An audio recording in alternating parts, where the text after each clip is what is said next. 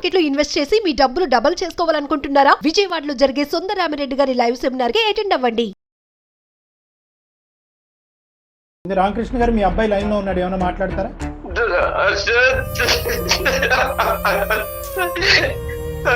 ఎలా ఉన్నావురా?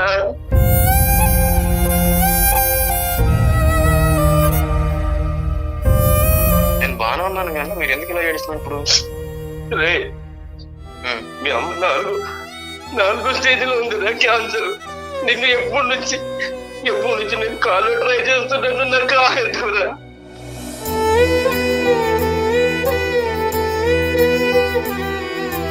మీ అమ్మ చావు బతుకులో కొట్టు బిడ్డారుందిరా. అది చనిపోయిందా? అమెరికా వెళ్ళిన దగ్గర నుంచి నువ్వు ఎందుకు రాదయ్యాలి? నేనేం చేయరా. పెద్ద ఆయన చేయటానికి 2 కారణాలు ఉన్నాయి. ఒకటి, నాయన చావు బతుకుల్లో ఉండేటటువంటి నీ తల్లిని చూడటానికి ఒకసారి రారా బాబు అని ఒక రిక్వెస్ట్. ఒక నిమిషం. ఒక అనాథగా ఉన్న ఒక బిడ్డను తీసుకొచ్చి పెంచి పెద్ద చేసి ప్రయోజకుడిని చేసి అమెరికా లాంటి కంట్రీకి పంపించడం వాళ్ళు చేసిన తప్ప కాదు. లేదు లేదు, నాకు నా దృష్టిలో ఎప్పుడైనా కానీ నన్ను కన్న వాళ్ళే నాకు తల్లిదండ్రులు, పెంచిన వాళ్ళు కాదు. సరే, ఎందుకంటే ఇది పెట్టుకుని నేను బయట సమాజంలో నేను తిరగలేను. ఇప్పుడు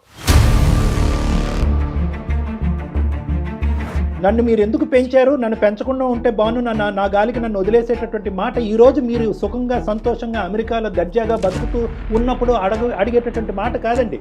నాన్న అనే పదం కూడా రాలేదు. అంత పాపం ఏం చేశారండి వాళ్ళు? అనితతో చరి సమానంగా కానీ లేదంటే దానికి మించైనా కూడా మిమ్మల్ని బాగా ఎక్కడైనా లోటు జరిగిందా? ఒక్క మాటలో చెప్పండి. 100% కాదు కదా, 100% కాదు కదా, 200% వచ్చినాయి కదా మీకు, 200% వచ్చినాయి కదా. ఆ 200% వెనక్కి ఇచ్చేసేయండి. వాళ్ళు వద్దని చెప్తున్నారు మళ్ళీ. ఏం సరే ఆయన మధ్యలో ఆయన వాయిస్ వినడానికి నాకు చిరాకు ఉంది ఇప్పుడు. ఏవిస్ హాస్పిటల్ సమర్పించు అందమైన జీవితం కార్యక్రమానికి స్వాగతం. నమస్తే కళ్యాణ్ గారు. నమస్తే జయ గారు. కళ్యాణ్ గారు, రామకృష్ణ అని మనకు ఒక పెద్ద ఆయన మెయిల్ చేశారండి. ఆయన వయసును కూడా మెన్షన్ చేశారు కాబట్టి నేను పెద్ద ఆయన అని చెప్తున్నాను. పెద్ద ఆయన చేయటం చాలా చాలా బాధ అనిపించిందండి నాకైతే. ఇమీడియట్గా మీతో మాట్లాడించాలి అనిపించింది. తప్పకుండా జయ గారు, ఒకసారి కాల్ చేసేస్తానండి. తప్పకుండా. ఏంటి వృద్ధాప్యంలో అంత సమస్య? చాలా అంటే తీవ్రంగా ఉంది సమస్య కూడా.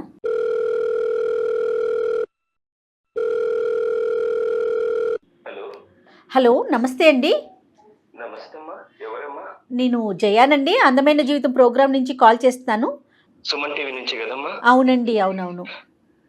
చెప్పండి అమ్మా. మీరేదో కంగారులో ఉన్నట్లున్నారు, లేకుంటే బాధగా ఉన్నారు. మీ వాయిస్ అయితే నాకు అట్లా అనిపిస్తా ఉంది. మాట్లాడొచ్చండి? అయ్యో అయ్యో,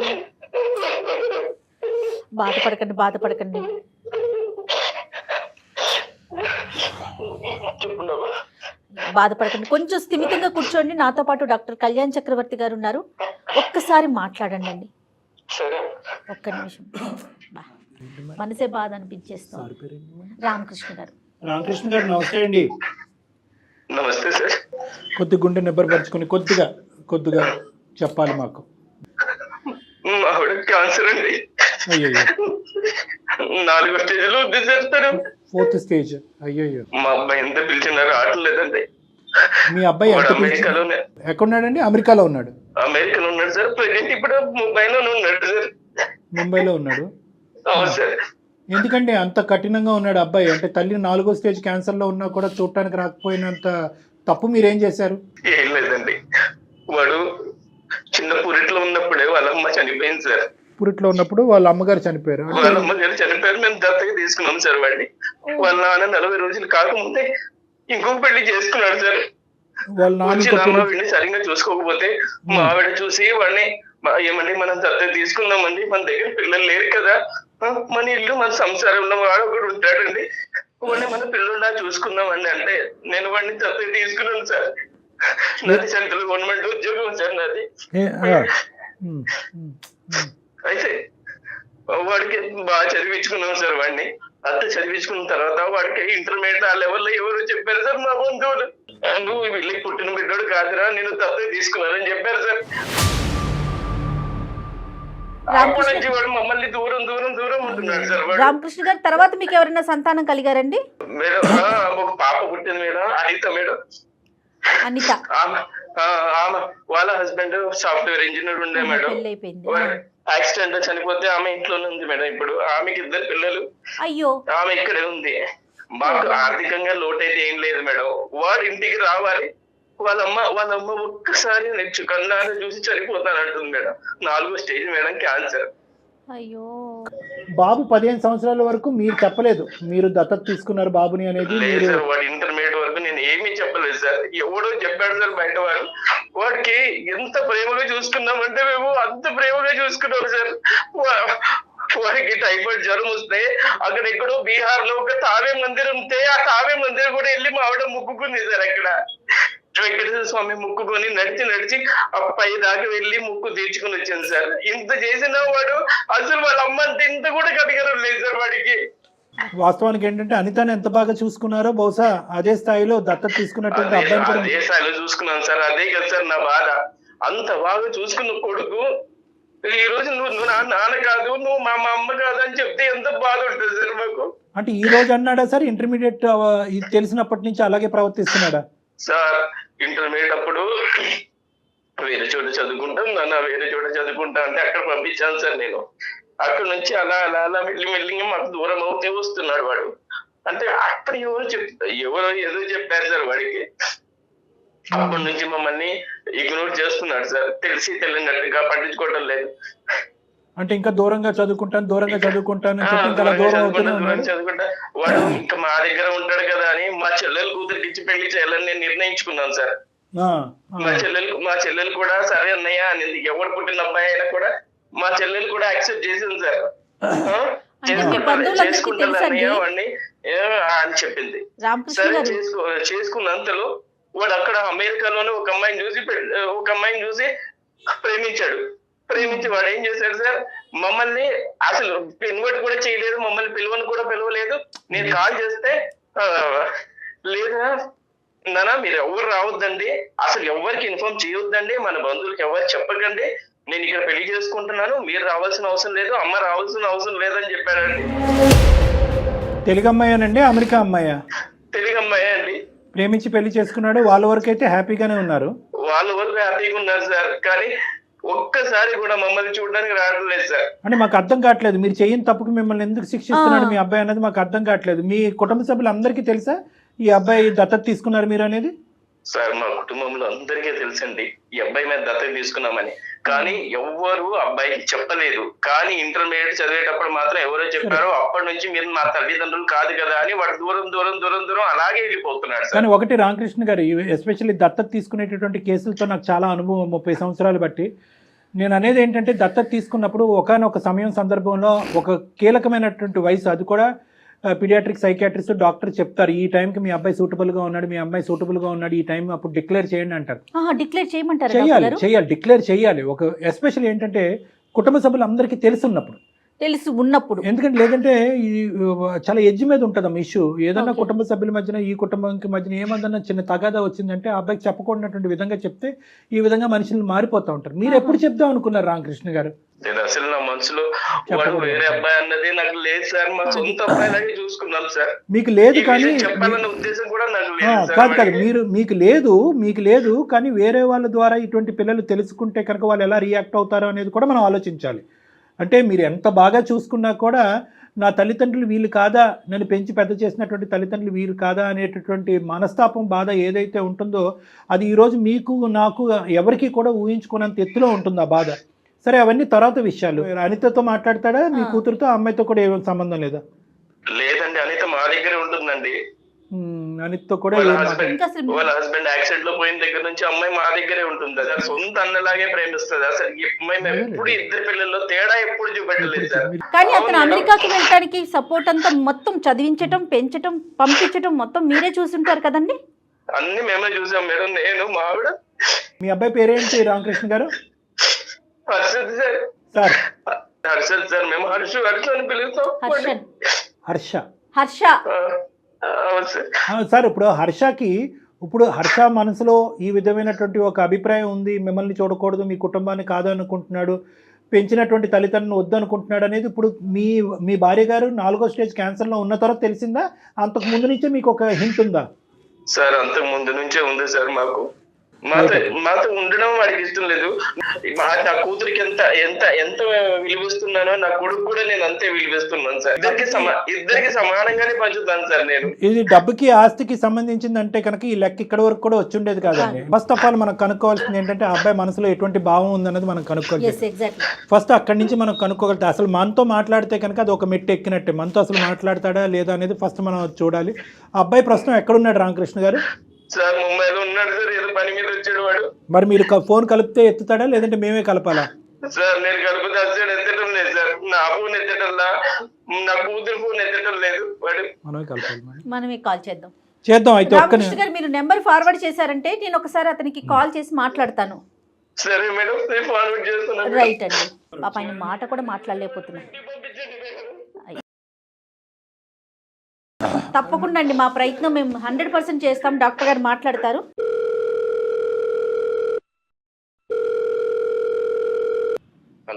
హలో, నమస్తే అండి హర్షిత్ గారు. నా పేరు జయ అండి. నేను సుమన్ టీవీ అందమైన జీవితం ప్రోగ్రామ్ నుంచి మాట్లాడుతున్నాను.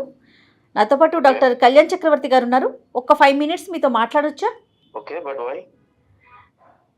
అంటే ఒక చిన్న ఇష్యూ ఒకటి ఉండింది, దాని గురించి మాట్లాడదామని. సారీ అండి, మీ పర్మిషన్ లేకుండా మీకు కాల్ చేశాము. సుమన్ టీవీ ఇది అందమైన జీవితం అని ఒక పెద్ద ప్రోగ్రామ్ని మనం కండక్ట్ చేస్తూ ఉంటాము. ఎవరైతే సమస్యతో ఉన్నారో వాళ్ళకి డాక్టర్ కళ్యాణ్ చక్రవర్తి గారు తగిన సలహాలు సూచనలు ఇచ్చి వాళ్ళ సమస్యకు ఒక పరిష్కార దిశగా మేము తీసుకెళ్తామండి. సో మా దాకా ఒక సమస్య వచ్చింది మీ ఫ్యామిలీకి సంబంధించి. మీరెవరండి మా ఫ్యామిలీ గురించి డిస్కస్ చేయడానికి? Harshit hi Harshit, good afternoon. నా పేరు doctor Kalyan Chakravarthi. Let me introduce myself. తర్వాత మీకు ప్రోగ్రామ్ ఎందుకు, అసలు మీకెందుకు, మిమ్మల్ని ఎందుకు డిస్టర్బ్ చేస్తున్నాం, సో కాల్ డిస్టర్బెన్స్ అని అనుకోవచ్చు. చాలామంది అలాగే అనుకుంటారు. మీరు అలా అనుకోవడంలో కూడా తప్పులేదు. నేను డాక్టర్ కళ్యాణ్ చక్రవర్తి. నేను consultant psychiatrist and relationship counsellor with 30 year experience నాకు. సో ఈ మీడియా, ఈ ప్లాట్ఫామ్ అనేటటువంటిది ఏంటంటే not to trouble you or struggle you, మిమ్మల్ని ఇబ్బంది పెట్టి బాధ పెట్టి కాదు. ఒక 2 minutes వినండి, నేను చెప్తున్నాను. నేను ఎవరో తెలిస్తేనే కదా మీరు నాతో మాట్లాడటానికి ఒక అవకాశం ఉంటుంది. నేను ఎవరో తెలియకుండా ఒక అనామకుడితో మీరెందుకు మాట్లాడతారు? ఇది నా ఫ్యామిలీ గురించి నేను మీకు చేయలేదు. మీ ఫ్యామిలీ గురించి ఒక సలహా సూచన తీసుకుని ఒక పెద్ద ఆయన పడేటటువంటి బాధ మీ వరకు తీసుకొస్తే మీరు ఏమన్నా దానికి ఒక సలహా సూచన ఇస్తారేమో అనే ఉద్దేశంతో, ఒక మానవతా దృక్పథంతో చేసేటటువంటి ప్రయత్నం. నా రెజ్యూమ్ మీకు అనవసరం. మాట్లాడుకోవట్లేదు అనేది మీ నాన్నగారు చెప్పేటటువంటి మాట అండి. రామకృష్ణ గారు చాలా బాధాకరంలో, చాలా భయంకరమైనటువంటి వేదంతో ఈరోజు మీ నాన్నగారు మాకు ఫోన్ చేసి అతను ఏ స్థాయిలో ఉన్నాడంటే అతని మానసిక పరిస్థితి అది వర్ణాతీతం. నా మాటల్లో కూడా నేను చెప్పలేను. మేము చూడలేకపోతున్నటువంటి మీ తల్లిగారు ఎవరైతే ఉన్నారో ఆవిడ 4వ స్టేజ్ క్యాన్సర్లో చావు బ్రతుకుల మీద కొట్టుమిట్లాడుతున్నారు. ఆవిడ ఆఖరి కోరికగా కేవలం మీ మొహం చూడాలి, మీతో మాట్లాడాలి అనేటటువంటి ఆలోచనతో పరితపించిపోతున్నారు. ఎటువైపు పోవాలో అర్థం కానక మీరు ఫోన్లు ఎత్తక, మీరు మెసేజ్లకు రెస్పాండ్ అవ్వక మా వరకు వచ్చారు రామకృష్ణ గారు, మీ తండ్రి గారు. దాంతో ఆ కేసు టేకప్ చేసుకుని మీ వరకు రావటం జరిగింది. దయచేసి ఒక 2 నిమిషాలు మనం మాట్లాడుకుందాం.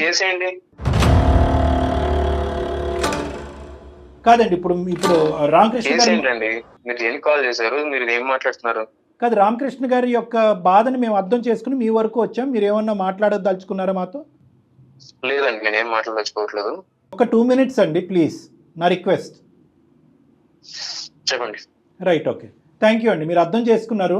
నేను అర్థం చేసుకోలేదు, మీకు టైం ఇచ్చాను. Okay, thank you. What ever, ఏదైనా నాకు ఒకే విధంగా వినిపిస్తున్నాయి. కానీ నేను చెప్పేది ఏంటంటే రామకృష్ణ గారు కూడా, మీ నాన్నగారు కూడా ఇక్కడ లైన్లో ఉన్నారండి. మీరు డైరెక్ట్గా ఫోన్ ఎత్తట్లేదు కాబట్టి మేము ఈ పద్ధతిలో మీకు కాల్ చేయవలసి వచ్చింది. రామకృష్ణ గారు, మీ అబ్బాయి లైన్లో ఉన్నాడు, ఏమైనా మాట్లాడతారా?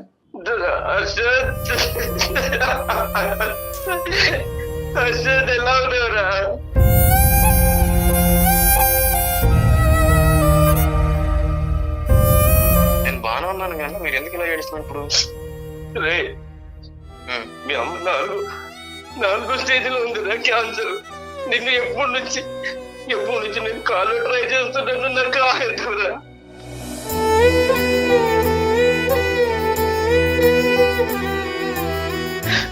ఎన్ని రోజుల నుంచి చేస్తుంది. మీ అమ్మ చావు బతుకులో కొట్ట బిట్టాడుతుంది. అది చనిపోయిందా?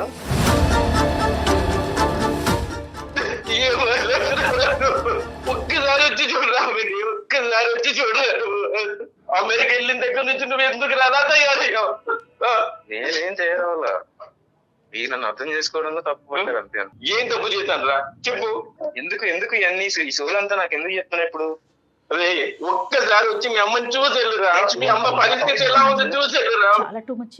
లేదు, ఇప్పుడు మీరు నాకు ఇంత ఫోన్ చేసి కాల్ మాట్లాడి దాని మాత్రం అన్ని జరిగిపోవు, ఓకేనా? రాను. ఒక్కసారిగా అరే నీ కాళ్ళు పట్టుకుంటారా, నీ కాళ్ళు పట్టుకుంటారా, నీ కాళ్ళు పట్టుకుంటారా. ఒక్కసారి అప్పించి రామకృష్ణ గారు, రామకృష్ణ గారు ఎమోషనల్ నా దగ్గర వద్దు.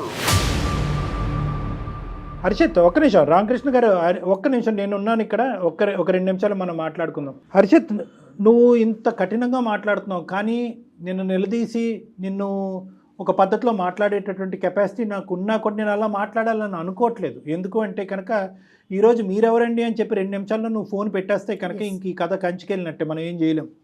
ఆ పెద్ద అయినటువంటి మనసు, అతను పడేటటువంటి బాధని, ఇంట్లో ఉన్నటువంటి మీ తల్లి యొక్క దిక్కులేనటువంటి పరిస్థితిని చూస్తూ నేను నీతో ఇప్పటికీ కూడా మర్యాదగా నిదానంగానే మాట్లాడాలని అనుకుంటున్నాను. అది నా సంస్కారం అనుకుంటాను, నా అనుభవం అని అనుకుంటున్నాను. రెండే మాట్లాడి పెద్ద ఆయన చేయటానికి 2 కారణాలు ఉన్నాయి. ఒకటి, నాయన చావు బతుకుల్లో ఉండేటటువంటి నీ తల్లిని చూడటానికి ఒకసారి రారా బాబు అని ఒక రిక్వెస్ట్. ఒక నిమిషం తల్లి కాదు నాన్న, తల్లిని ఒకటి నిమిషం నాన్న, ఈ డిబేట్లోకి వెళ్తే మనం ఎంతసేపైనా మాట్లాడుకోవచ్చు. ఎవరిని తల్లి అంటారు? ఎవరు తల్లి అంటే ఎవరు? అంటే నిన్ను కనీ పెంచి పెద్ద చేసి ఈ స్థాయి వరకు తీసుకొచ్చినటువంటి వ్యక్తిని తల్లి అంటాం తప్ప. అంటే ఓన్లీ కనకపోతే తల్లి కారా అండి? పెంచి పెద్ద చేయలేదు, ఆవిడ తల్లి కాదా మీకు? ఆవిడ చేసిన ప్రయత్నాలు కాదు. లేదు, నాకు నా దృష్టిలో ఎప్పుడైనా కానీ నన్ను కన్న వాళ్ళే నా తల్లిదండ్రులు, పెంచిన వాళ్ళు కాదు. సరే, ఎందుకంటే ఇది పెట్టుకుని నేను బయట సమాజంలో నేను తిరగలేను. ఇప్పుడు మీరు ఆ ట్యాగ్ గురించి బాధపడుతున్నారా? అంటే నాకు నన్ను ఆ ట్యాగ్ గురించి నేను వాళ్ళ దూరం పెట్టింది కూడా దాని గురించి. నాకు అవసరం లేదండి అలాంటి రిలేషన్స్, నాకు అవసరం లేదు అలాంటి ఎమోషన్స్, నాకు వద్దు. అంటే ఎందుకు పేరు సంపాదించుకున్నాను, ఎందుకు ఫలానా అని చెప్పేసి నన్ను ఎవరు నోటీస్ చేయొద్దు. కాదు, ఎందుకు బాధపడుతున్నారు మీరు? నాకు అర్థం కానినటువంటిది ఏంటంటే, ఓకే మీకు అనిపించేటటువంటి ఒక అంశం అంటే, నాకు కన్న తల్లి ఒక ఏ తల్లి అయితే నన్ను కన్నదో ఆ తల్లి నన్ను పెంచి పెద్ద చేస్తే కనుక అది మీకు నచ్చుతుంది. ఏ తల్లి అయితే కనుక కనదో, ఏ తల్లి అయితే కనుక మమకారంగా మిమ్మల్ని పంచుతుందో ఆ తల్లి చేయనటువంటి పాపానికి ఈరోజు శిక్ష అనిపించాలా? అలా మీరు అనుకుంటే నేను ఏం చేయలేనండి.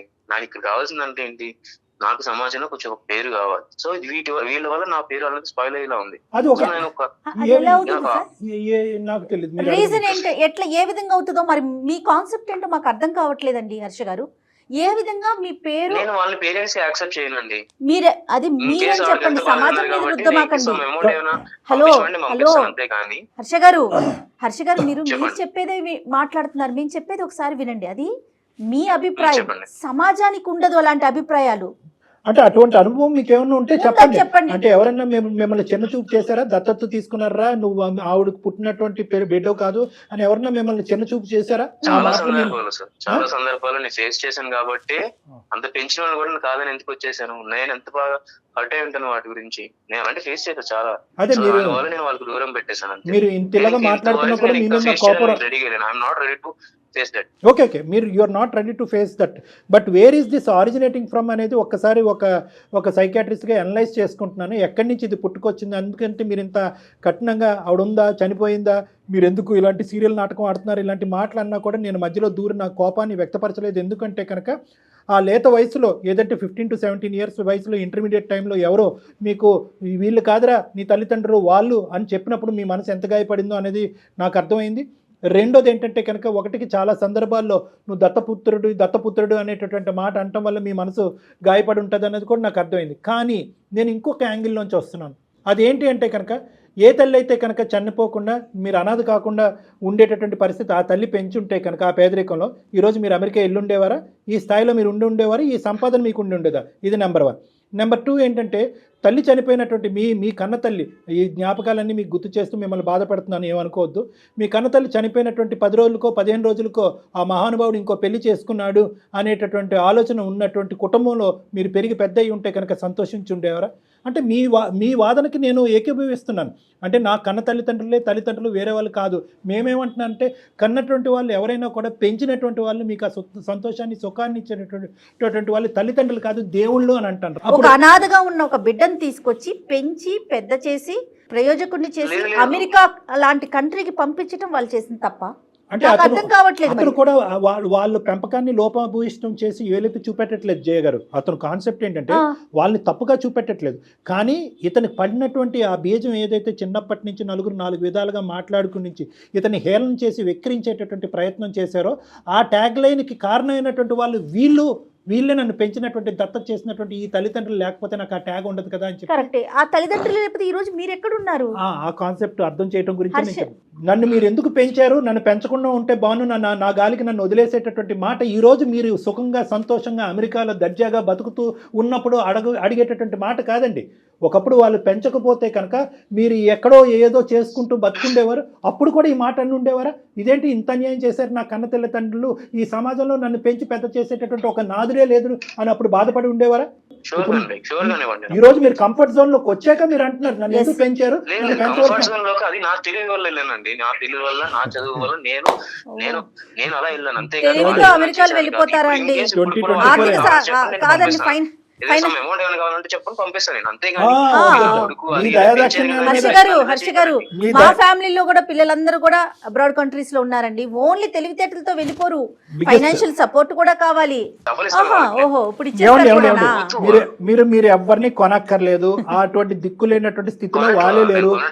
వినండి హర్ష గారు, 2 నిమిషాలు. మీరు మాట్లాడేది అంతా కూడా చాలా 5th గేర్ లో మాట్లాడారు. మీరు 5th గేర్ లో మాట్లాడితే నేను 10th గేర్ లో మాట్లాడగలను, కానీ అది నా సంస్కారం కాదు.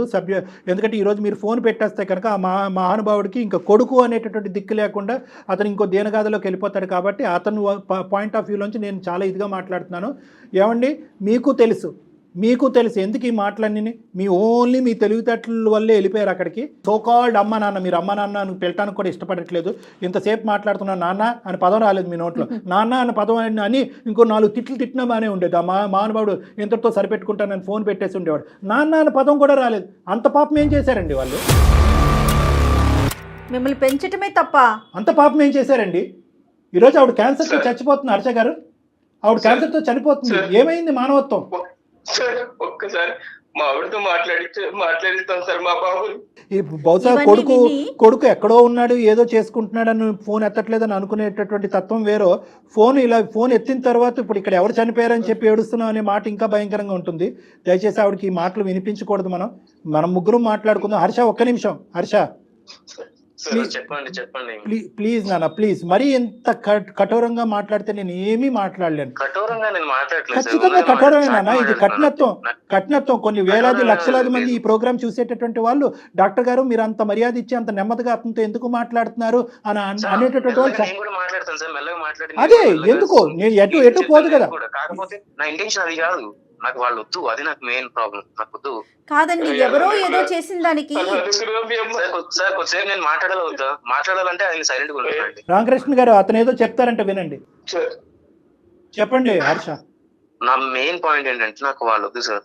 మీరు స్టార్టింగ్ నుంచి 10 నిమిషాలు కాదు, ఎంత స్టార్టింగ్ ఎంత ఒక 2 మినిట్స్ అడిగారు కదా, మీరు 15 మినిట్స్ టైం ఇచ్చినా కూడా నేను ఏదో చెప్తాను లాస్ట్ ఒకటి. నాకు తను అవసరం లేదు, వాళ్ళ అవసరం లేదు నాకు. తన మనసుకి పడిన గాయం కోసం వీళ్ళని ఇబ్బంది పెట్టడం కష్టం కాదు కదా. ఎంత గాయపడిన ఇంత గాయపడదు మేడం. హర్ష గారు, మీరు చెప్పింది అయ్యిందా? మళ్ళీ నేను టైం ఇవ్వలేదు అంటారు, నేను మాట్లాడచ్చా?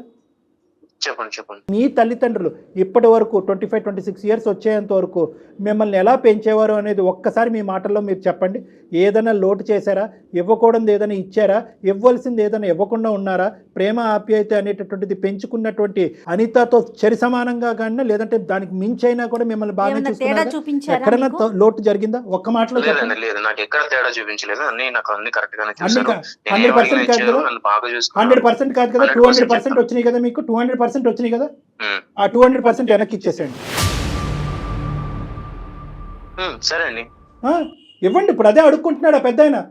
మాకు కావాల్సిన ఈ వృద్ధాప్యంలో ఉండే చావు బ్రతుకుల్లో ఉండేటటువంటి మమ్మల్ని ఇద్దరిని ఆ ప్రేమ ఆప్యాయత ఇవ్వండి. మీరు ఇచ్చేటటువంటి డబ్బులు అక్కర్లేదు. ఇవ్వలేను. ఇప్పుడు నాకు వద్దనే కదా మీరు పాయింట్ మర్చిపోతున్నారండి. వాళ్ళు వద్దని చెప్తున్నారు మళ్ళీ. ఏం సార్ ఆయన మధ్యలో ఆయన వాయిస్ వినడానికి నాకు చిరాకు ఉంది ఇప్పుడు. ఇరిటేటింగ్ గా ఉంది అంతా. ఎక్కడ వినలేదు చూడలేదు మేడం ఇది చూడం కూడా ఇలాంటి సమస్యను ఎక్కడ వినలేము. ఇది సమస్య కాదు మేడం, ఇది వన్ సైడెడ్ సమస్య. పోనీ మా నాన్న ఆ వయసులో ఇలా చేశాడు, మా అమ్మ ఇలా చేసింది కాబట్టి నేను ఇంత కఠోరంగా మారిపోయాను, నా కోడల్ని నా భార్యని ఇలా నాన్న మాటలు అన్నారు కాబట్టి నా భార్యని తీసుకుని నేను అమెరికా వచ్చి వ్యత్యాసం చూపించారు. ఇది కంప్లీట్ గా వన్ సైడెడ్. వీళ్ళు ఏం పాపం చేశారు? ఎలా హర్ష ఈ ప్రాబ్లం కి మేము సొల్యూషన్ చెప్పలేము. ఐఎమ్ సారీ, మీరే చెప్పగలరు ఈ ప్రాబ్లం కి. వాళ్ళ వల్ల పడిన ఇబ్బందులు ఏంటి లేవంటున్నాడు కదా మేడం. 100 కాదు 200% ఇబ్బంది లేదు. ఇది జస్ట్ ఈస్ ఫిక్సేషన్. అతని యొక్క ఫిక్సేషన్, అతని యొక్క కాన్సెప్ట్. ఏంటా కాన్సెప్ట్ అంటే కనుక పెంచినటువంటి తల్లిదండ్రులు పెంచి ఈ లెవెల్ వరకు వచ్చాను, పెంచబడ్డటువంటి తల్లిదండ్రులకి ఒక కొడుకుగా అతను సమాజానికి చూపెట్టదలుచుకోలేదు. అతను కనేటటువంటి పిల్లలకి పలానా వాళ్ళు నేను దిక్కులేనప్పుడు వదిలేస్తే కనుక పలానా వాళ్ళు నాయనమ్మ తాతయ్య నేను పెంచారా అని పిల్లలకు చూపెట్టాలనుకోవట్లేదు.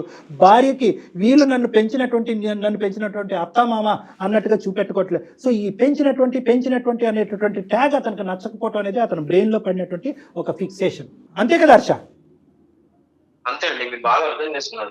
ఇంతే అర్థంగా కాలు పట్టుకుంటారు పట్టుకున్నంత మాత్రం ఏమొస్తుంది? ఏమి రాదు నాన్న, ఎవరి కాళ్ళు ఎవరు పట్టుకున్నంత మాత్రం ఏమీ రాదు. కొంచెం పంపించండి సార్ మా వాడిని. నేను కూడా వచ్చి కాలు పట్టుకుంటాను. ఇది రాదు కదా. పోనీ రండి, ఆ విధంగా కాలు పట్టుకోండి ఒకసారి. ఆ తని తిరుగుతుంది ఆ మహాతల్లికి. పోనీ వచ్చి కాలు పట్టుకుని మీరు నా తల్లిదండ్రులు కాదనే మాట చెప్పడానికి గురించేనే ఇక్కడికి రండి. హర్ష గారు మాట్లాడుతున్నారండి మీరు. ఇంతగా ఒక పెద్ద ఆయన ఇన్నిసార్లు ఈ విధంగా మాట్లాడుతున్నా కూడా మీకు కనికరం అనిపించట్లేదండి? కనీసం వచ్చి ఒక్కసారి కనిపించి వెళ్ళిపోండి. ప్రేమ లేకపోతే లేకపోయింది. నేను ఏం చెప్పాను, ఏం మాట్లాడాను అనేటటువంటిది నీకు నచ్చచ్చు నచ్చకపోవచ్చు. నెంబర్ 1 చెప్పా పెట్టకుండా నీకు ఫోన్ చేయటం, దానివల్ల మా మీద ఎంత కోపం ఉందో మాకు తెలియదు. కానీ ఇవన్నీ తీసి పక్కన పెట్టు. చిన్నప్పుడు మాట్లాడినటువంటి మాటలన్నీ తీసి పక్కన పెట్టు. 1కి 100 సార్లు నీ నోటు వెంట నువ్వే అన్నావు 210% నా తల్లిదండ్రులు నన్ను ప్రేమించారని చెప్పి.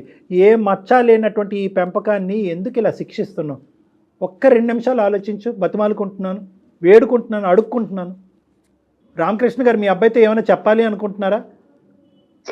చాలా ఉంది సార్ చెప్పడానికి.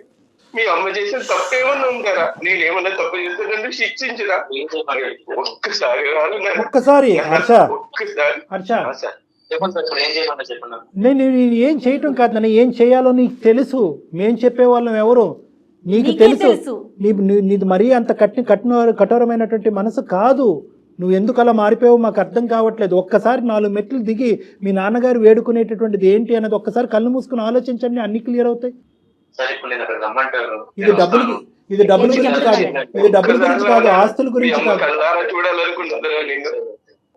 సార్ అక్కడికి వచ్చిన తర్వాత నాకు వాళ్ళ రిలేషన్స్ ఎవరైతే ఉన్నారో వాళ్ళందరూ వచ్చి నన్ను పాయింట్అవుట్ చేసి మాట్లాడతారు, నాకు నచ్చదు. ఇంకొకటి ఏంటంటే చిల్లి భర్త లేడు, చిల్లి పిల్లలు ఇలా అని చెప్పేసి ఈ రిలేషన్స్ ఈ ఎమోషన్స్ అన్ని తీసుకొచ్చి నన్ను ఎత్తులు పెట్టద్దు అని చెప్పండి సార్. నేను వచ్చి కామ్గా చూసి ఓకే ఆవిడ హెల్త్ బాగాలేదన్నారు, ఓకే నేను వచ్చి చూసి వెళ్ళిపోతాను అంతే. ఇది కూడా నేను రాకూడదనే డిసైడ్ అయ్యాను. కాకపోతే వీరు నా ఫ్యామిలీ అని మీరు అంటున్నారు. సరే బయట మనుషులు మీరింతలా నా గురించి ఆలోచించి మా ఫ్యామిలీ గురించి ఆలోచించి చెప్తున్నారు కాబట్టి నేను ఏదో వచ్చి చూసి వెళ్ళిపోవడం మీకోసం పర్టికులర్ గా సార్. ఇంకొక చిన్న హెల్ప్ చేయండి హర్ష గారు. థ్యాంక్ యూ సో మచ్ అండి మా మాట మన్నించినందుకు. అయితే మీరు వచ్చేటప్పుడు ఒక్కసారి ఫోన్ చేశారంటే ముందు మనం డాక్టర్ కళ్యాణ్ గారి దగ్గర ఒక్కసారి కూర్చుందాం. ఒక 10 నిమిషాలు మాట్లాడాక అందరం కలిసి అమ్మని చూడటానికి వెళ్దాం ప్లీజ్. ఆ అవకాశం మాత్రం మాకు ఇవ్వండి. సరే అండి. Super very good. Thank you Harsha, thank you so much. మా విన్నపాన్ని మా బాధను మన్నించినందుకు. మీ తల్లిదండ్రుల గురించి నేను ఇలా అడుక్కోవటం అనేది నాకు విడ్డూరంగా అనిపించింది. అయినా కానీ మాకు అందరికీ నచ్చినటువంటి ఫలితం బహుశా ఫ్యూచర్లో మీకు ఎంతో మమ్మల్ని మీరే ఎంతో ఆశీర్వదిస్తారేమో. అరే ఇంత మంచి కార్యక్రమం అని చెప్పి, ఇంత మంచి వేదిక అని చెప్పి. ఇది ఎందుకంటే ఒక కుటుంబానికి మించినటువంటిది ఏదీ లేదు. ఆ కుటుంబాన్ని కలిపినటువంటి పుణ్యం మాకుంటుంది. మీరు చేసేటటువంటి స్టెప్ ఏదైతే ఈరోజు తీసుకుంటున్నారో దాన్ని అందరూ హర్షిస్తారండి. Everybody is going to be happy about this. చాలా థ్యాంక్ యూ అండి, చాలా థ్యాంక్ యూ. అతను వస్తాడు, అంత మంచిగా జరగబోతుంది. ధైర్యంగా హ్యాపీగా ఉండండి. ముందుగా మీ భార్య గారికి జరిగినటువంటి సంభాషణ కూడా ఆవిడకి ఒకసారి తెలియపరిచి గుండె ధైర్యం చేయండి. థ్యాంక్ యూ రామకృష్ణ గారు. థ్యాంక్ యూ రామకృష్ణ గారు. హర్ష గారు thank you so much. Kalyan గారు మీ మీ ఒపీనియన్ తీసుకోకుండానే నేను మిమ్మల్ని కలవమని చెప్పాను. రీజన్ ఏంటంటే వన్స్ ఒక్కసారి మీ దగ్గరికి వచ్చి కూర్చొని మీతో ఒక్క 10 నిమిషాలు మాట్లాడితే తన మనసు మారుతుందన్న నా అభిప్రాయం. అంతేనండి. ఫోన్ కన్నా కూడా డైరెక్ట్గా అనేసరికి మనసులో బాధ కానీ ఏదైనా కూడా మీరు బయటకు తీసేయగలుగుతారని ఒక అభిప్రాయం అండి. తను వచ్చేటప్పుడు మీకు నేను కాల్ చేస్తాను, దాన్ని ఒక్కసారి కూర్చుందరు. తప్పకుండా చేయగలరు. రైట్ అండి, థ్యాంక్ యూ. నమస్తే.